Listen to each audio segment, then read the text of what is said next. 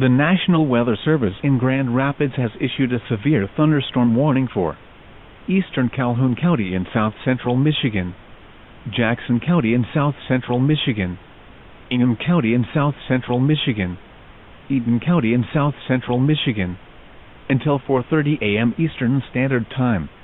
At 3:27 a.m. Eastern Standard Time, a line of showers with embedded thunderstorms were located along a line extending from 9 miles west of Grand Ledge to near Litchfield, moving east at 50 miles per hour.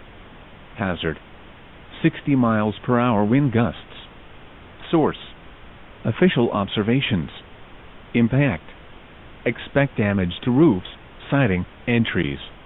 Locations impacted include Lansing, Jackson, Charlotte, Albion, Mason, Marshall, Eaton Rapids, Waverly, Vandercook Lake, Haslett, East Lansing, Grand Ledge, Williamston, Potterville, Leslie, Homer, Bellevue, Stockbridge, Brooklyn, Grass Lake.